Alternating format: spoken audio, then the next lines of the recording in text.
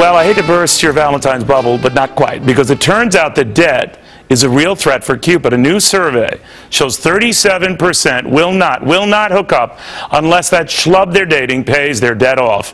Finance guru Larry Winget says that is just plain smart. Psychotherapist Karen Ruskin wonders what's happened to any of us. All right, so Larry, you think that's fine. I mean, you can be in love, but if the other guy has debt, forget it. Absolutely right. Listen, love may be blind, but it shouldn't be stupid. And it is absolutely stupid to marry somebody who has a horrible financial situation, especially when money is the #1 cause of divorce. What if it's two kids coming out of college who have a lot of student loan debt?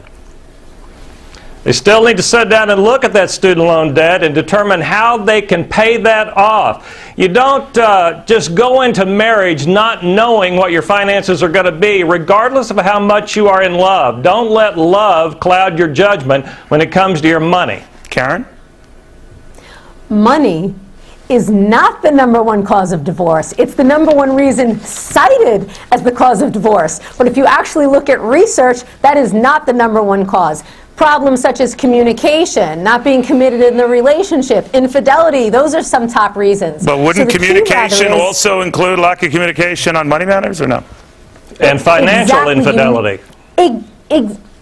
No. What you nailed is the point regarding communication. Right. Has everything to do with why there's the problem with money. It's not money in and of itself. It's how we communicate about money, how we view money, how we view ourselves with regards to money. That's the issue. So the solution, therefore, needs to lie within that. Not to not get married because somebody else has a financial situation different than yours. Perhaps we should just go back to only marrying in our own social class then. Is that what we're saying? Come on now. Well, but you know, Larry, I mean, I do understand. You raise a very good point, because part of what we are is the bills and we accumulate and how good we are at handling our debt. Now, when people are very young, they do have some debt, and sometimes they're very poor at paying that debt back.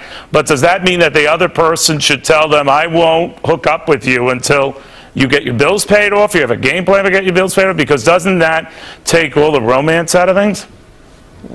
Well, sometimes you need to take a little bit of the romance out and use your head. You have to understand, when you get married, while you are not fiscally responsible for their debt, their car loan, their credit card loans, or any of that stuff, if they have a bad credit score and you have a good credit score, if you're going to buy anything jointly in the future, like a house, their bad credit score will have an impact on your ability to borrow money, buy a house, buy a car together. So you need to consider those things. But you work with them. You just don't put them up with a litmus test and say you either get this paid off or the whole thing's off. I mean, what God do you I think it's great to love them. Love them, but ask that they get their money under control.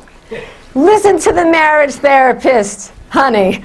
The story is that's what marriage is. Marriage is about taking on other people's issues, whether it's your in-laws, whether it's health issues, whether it's money. You take on their issues. Know this, though. You don't have to actually full force put your name into their financial debt. You can rather, prior to getting married, come up with a financial agreement.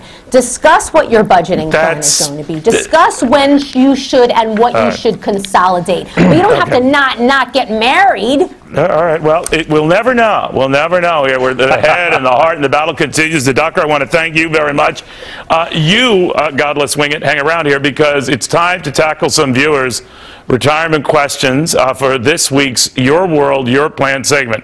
KC is tweeting us with this. What's a better retirement plan? Pay off your loans quickly or stash away as much cash as you can? Sir.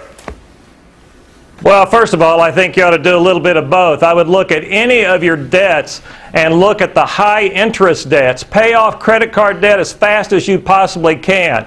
If it's long-term debt, like a house or something like that, you need to be also paying that regularly, but stashing away some cash. One of the biggest problems people have when they get into financial problems or when we enter an economic downturn is they have no cash on hand. So you want to do a little bit of both. Unless you got a lot of credit card debt, pay that off.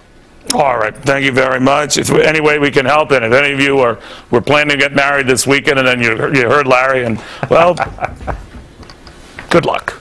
Meanwhile, did any of you see this picture?